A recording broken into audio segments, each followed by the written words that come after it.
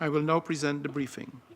Excellencies, distinguished delegates, thank you for joining today's briefing as we usher in the new year and continue the critically important work of the General Assembly during the resumed part of the 78th session.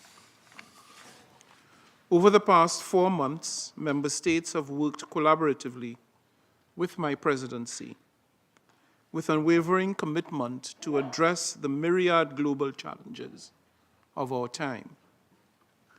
I truly appreciate the depth of support and cooperation extended to me and my team to ensure that we effectively serve the collective interests of the membership, and we look forward to your continued constructive engagement.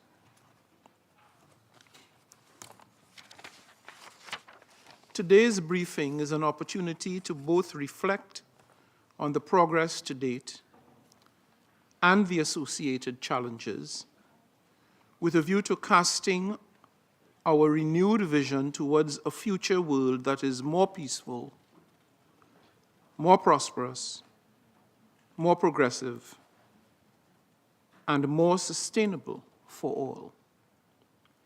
This includes acknowledging successes such as the milestone political declaration of the 2023 SDG Summit, as well as other pioneering political declarations on universal health care, pandemic prevention, preparedness and response, and tuberculosis.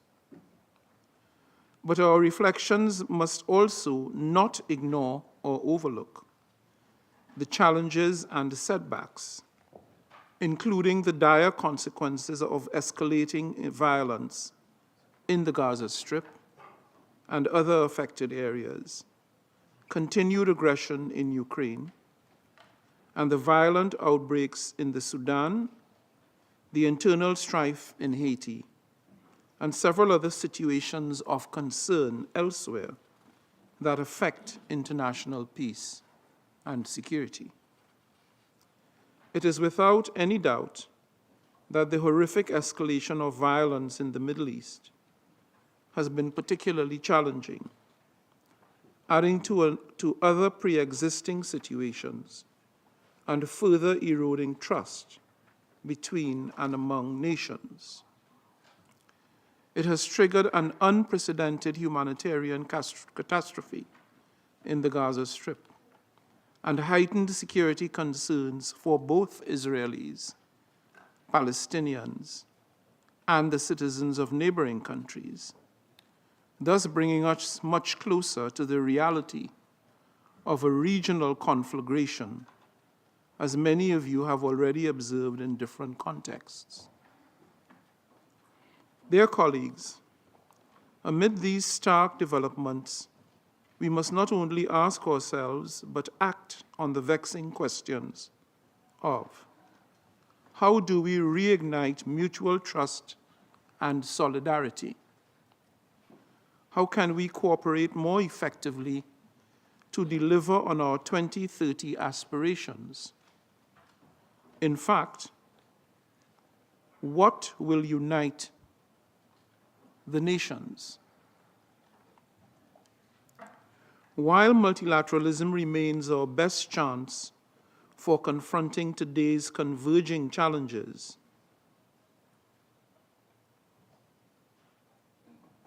we will not progress at the pace or scale required without fine-tuning some of the tools within our multilateral toolbox.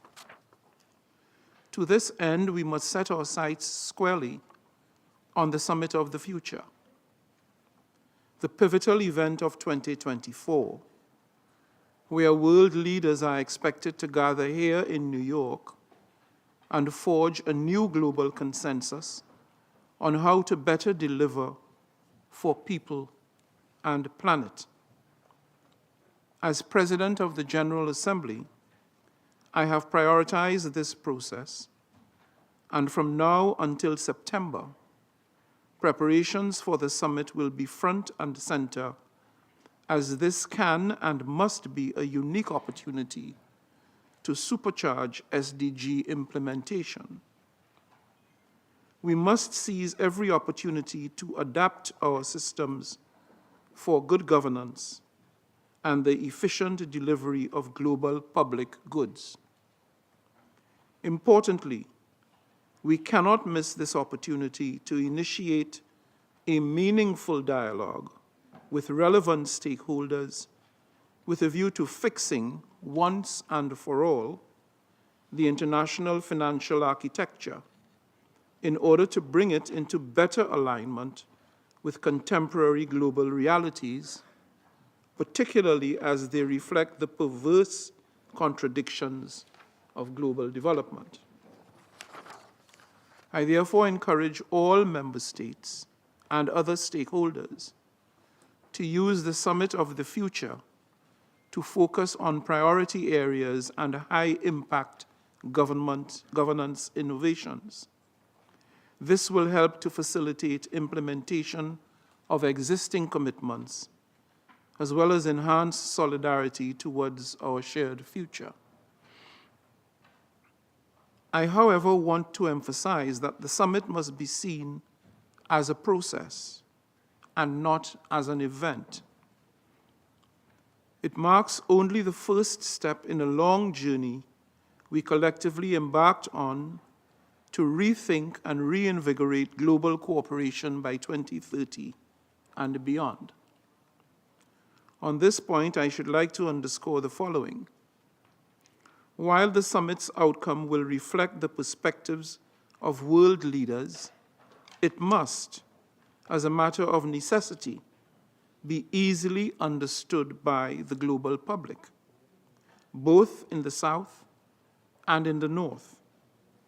Public support for and buy-in of the pact will not be possible if the text as written does not lend itself to such comprehension by ordinary people everywhere, as its success lies in its reach, its recognition, and its inclusive results. This starts with effective engagement throughout the process. And as the saying goes, if people can't weigh in, they don't buy in. I therefore commend and thank the Summit of the Future co-facilitators, the permanent representatives of Namibia and Germany, for their continued hard work to build on the previous intergovernmental negotiations to ensure inclusivity, transparency, and efficiency of the process, and in so doing, promoting confidence among member states. I also look forward to the outcomes of the parallel intergovernmental negotiations on the Declaration of Future Generations and the Global Digital Compact, led by the permanent representatives of Jamaica and the Netherlands on the one hand, and Sweden and Zambia on the other, as highly motivated co-facilitators. And I similarly call upon all member states to fully engage individually and within their respective groups with the co-facilitators in these demanding processes. In my interaction with stakeholders, I have repeatedly assured them of our concerted efforts to advance a multi-stakeholder approach, including engaging with youth, civil society organizations, and indigenous peoples around the world. And I reiterate my pledge to infuse this approach for all mandated processes this year. Dear colleagues, to chart a clearer course ahead, it is critical that we glean wisdom from the stories written in the ink of antecedents. As we take stock of the last year, I am reminded of the words of the late Mahatma Gandhi, that there is no way to peace. Peace is the way. Perhaps I should read that again. there is no way to peace. Peace is the way. Indeed, peace must always be the foundation and indeed the ultimate goal of our collective efforts. And this must be our single most important priority in 2024. It is most certainly the bedrock upon which everything we do will rest. It is therefore crucial that we be inspired by these visionary words of Gandhi and demonstrate our political will and our ability to make this world a more peaceful and secure one. While the Security Council holds primary responsibility for maintaining international peace and security, the General Assembly has invoked its remedial powers under the Charter and stepped in to express the will of the global community and to act in the name of we the peoples.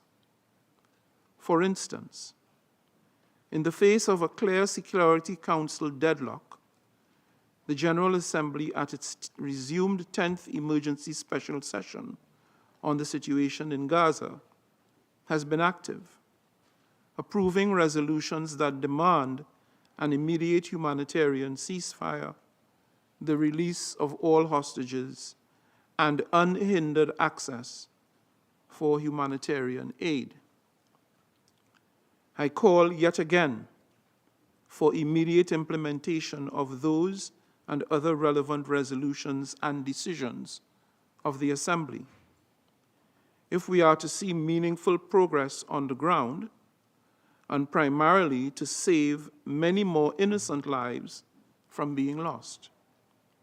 Surely a military solution is not possible in the Middle East conflict.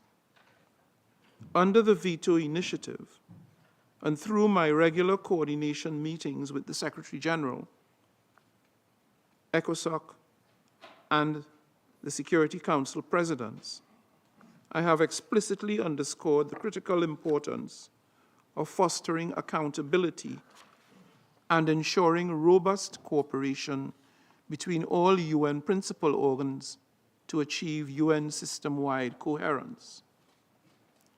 I am convinced that there is sufficient room to coexist, and that by strengthening the role of each individual organ, we can fortify and improve the United Nations system as a whole, thus living up to our fundamental UN Charter responsibilities and demonstrating to the world at large that we have both the capacity and the commitment to work together in pursuance of global peace and security. In this regard, my full appreciation goes to the co-facilitators and co-chairs, the permanent representatives of St. Lucia and Romania, Guinea and Latvia, Austria and Kuwait, for effectively leading the ongoing intergovernmental processes on the revitalization of the work of the General Assembly, strengthening of ECOSOC and the high-level political forum, and the Security Council reform. Your efforts and commitment are invaluable, and I encourage you to maintain and build on your respective approaches. By the end of the year, I had announced additional co-facilitators, and I will soon make additional announcements based on existing and/or new mandates. I call on all member states to extend similar cooperation to all of them. I remain steadfastly committed to collaborating closely with all my counterparts, from within the UN system and from across the membership. The informal briefing on Haiti with the presidents of the Security Council and ECOSOC, and with involvement of the special representative of the Secretary General, is one among other strong examples of our collective ability and responsibility to collaborate towards a better future for all. Excellencies, dear colleagues, such enhanced coordination is needed now more than ever. Global conflicts have, once more, heightened the specter of a scary nuclear Armageddon, an undesirable scenario devoid of winners and only fraught with losers. The risks of conflicts widening into regional wars are growing more real by the day. At the same time, and as we continue to fight human-caused wars, our planet is ablaze with wildfires, scorched by increasingly high temperatures, submerged by rising seas, and parched by drought. These cataclysmic challenges will not wait for us to settle our issues. And once more, it is the people who are paying the price for triggers they did not pull. On the conflict side, we must heighten our push for universal respect for international law, including humanitarian and human rights law, and the reformation of a rules-based multilateral system that meaningfully prioritizes cooperation and is anchored on mutual respect, dialogue, and diplomacy. On the environmental side, and building on recent outcomes of COP28, we need concrete action and demonstrable efforts to tackle the climate crisis and to address the multiple interconnected environmental emergencies we face. And if we wait any longer, things are getting uncontrollably worse. This is why I hosted high-level summits on sea level rise and climate mobility.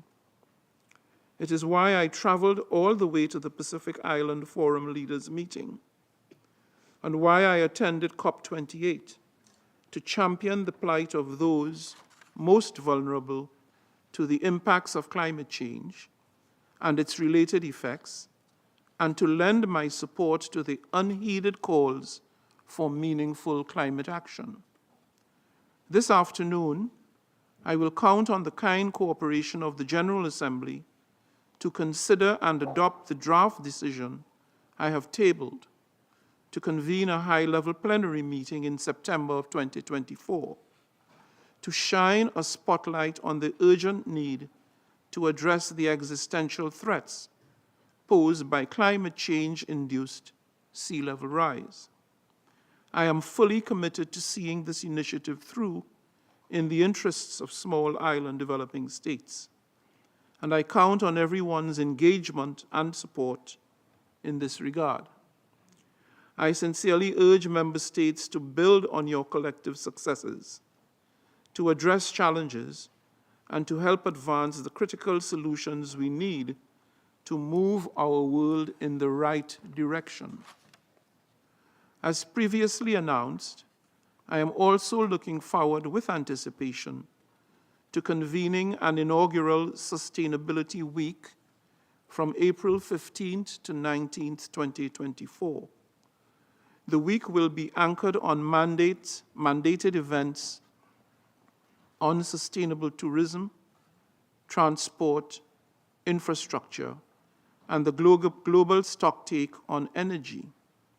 It will also include a signature event on debt sustainability, a matter that I know is of the utmost concern, especially to countries in the global south, and it is intended to bring into sharper focus the vulnerabilities of countries in special situations.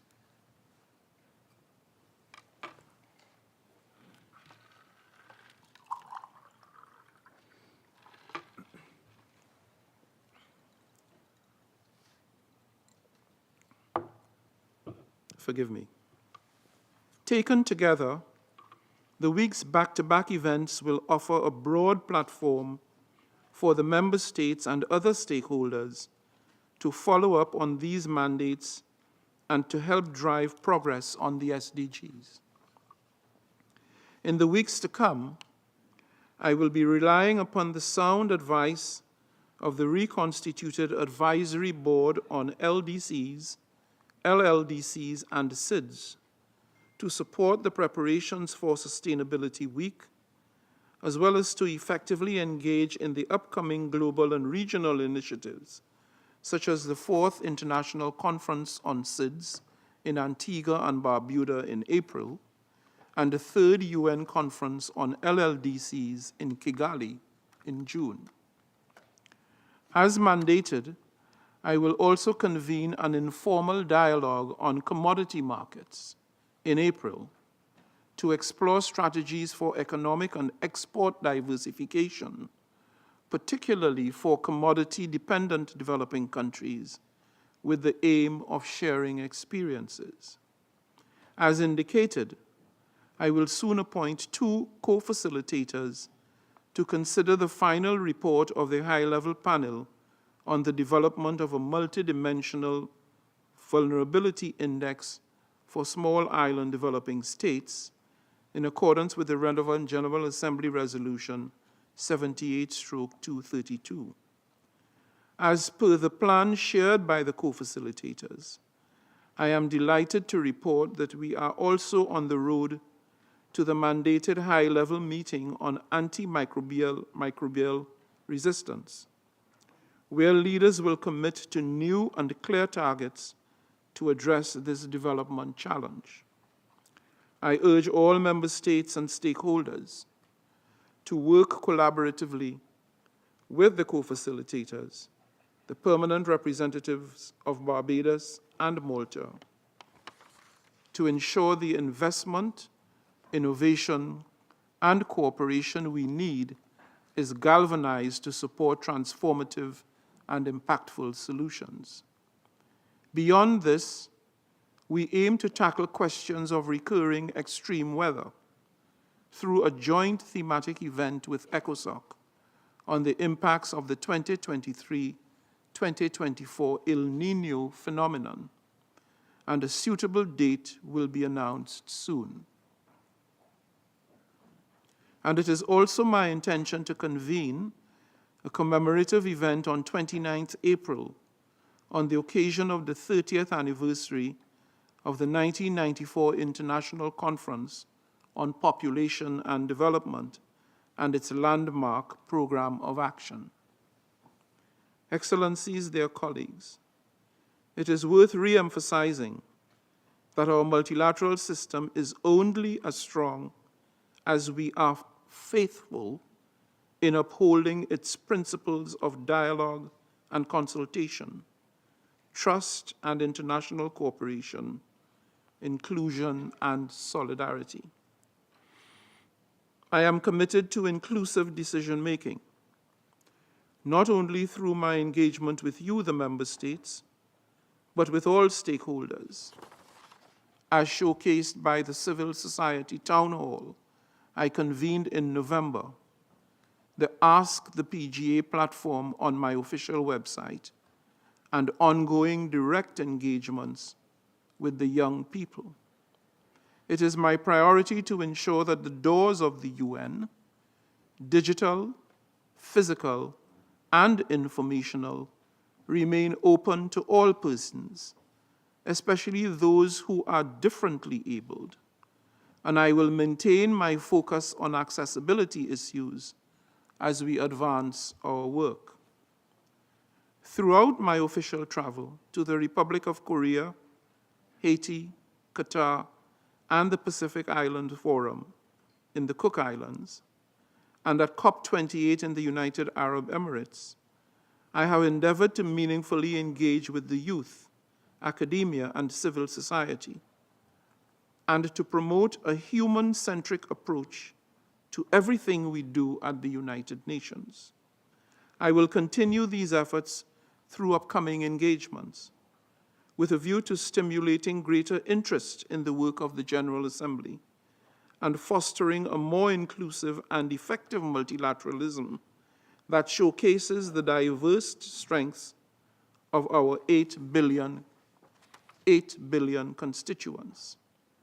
In New York, the upcoming joint UN-IPU parliamentary hearing on 8th and 9th of February, as well as mandated high-level events on the role of the Ombudsman and on crime prevention and sustainable development through sports, will offer yet another important opportunity for such inclusive engagement.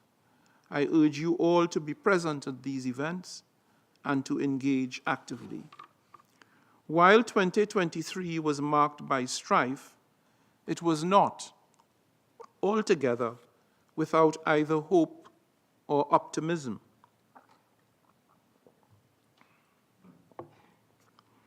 The 75th anniversary of the Universal Declaration of Human Rights, a landmark achievement that remains the bedrock of our United Nations, was one such occasion where we recognize the fundamental freedoms intrinsic to all of us, regardless of gender, race, religion, or other status.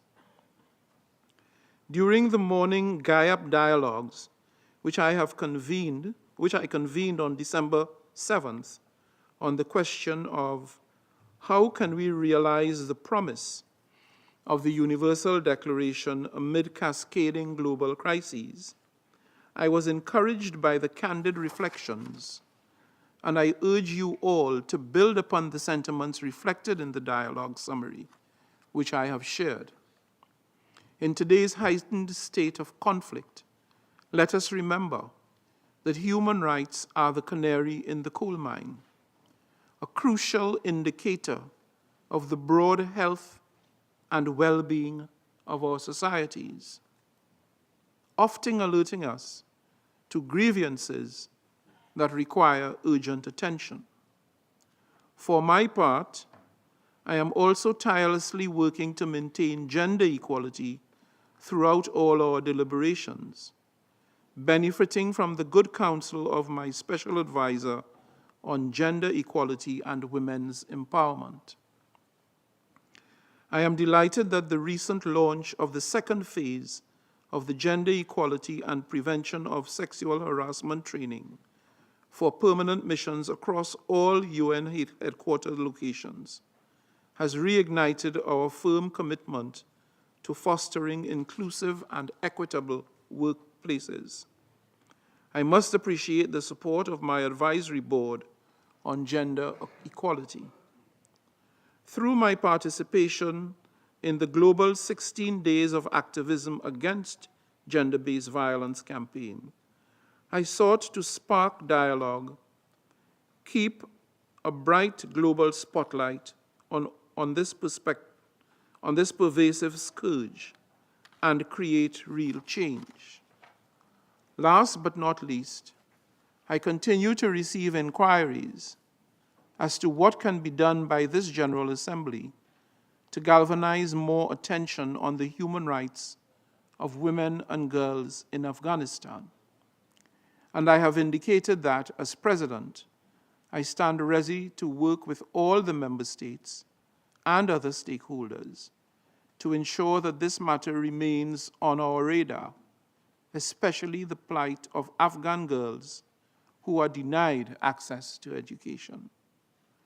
Looking ahead, and alongside the International Day for the Remembrance of the Victims of Slavery and the Transatlantic Trade, on 25th of March, I will convene a morning dialogue, a GAIAP dialogue, on the issue of reparatory justice, to encourage open and constructive dialogue on this matter that can no longer be set aside.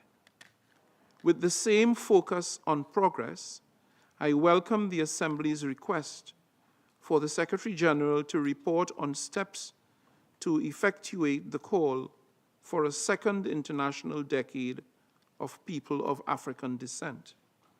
I further look forward to facilitating effective preparations for the mandated commemorative event on the 10th anniversary of the World Conference on Indigenous Peoples. We simply must advance the issues we have committed to undertaking. For your ease of reference, a comprehensive list of mandates is posted on the website of the Office of the President of the General Assembly and will be updated regularly. Excellencies, dear colleagues, let me close by underscoring that we have enormous untapped capacity to effect transformational and impactful change. If we properly leverage our collective strength and the convening power of this august House, our General Assembly. But it is no exaggeration that realizing all that we have set for ourselves to accomplish for the benefit of we the peoples will benefit more from enhanced solidarity, unity, and robust international cooperation through a stronger multilateral system. As President of the General Assembly, I will continue to engage with all of you and all stakeholders, seeking to further enhance our approaches as we work together in the months ahead to deliver more effectively on the promise of peace, prosperity, progress, and sustainability for all. It would be remiss on my part to conclude these briefings without acknowledging the tireless dedication and professionalism of my team. I would like to thank my chef du cabinet, Ambassador Kile Pile, for his remarkable support, and the entire OPGA cabinet for their diligent work throughout what was a very intense first part of the session. Together with my team, we all eagerly anticipate your continued collaboration for the success of the remainder of the 78th session. I thank you.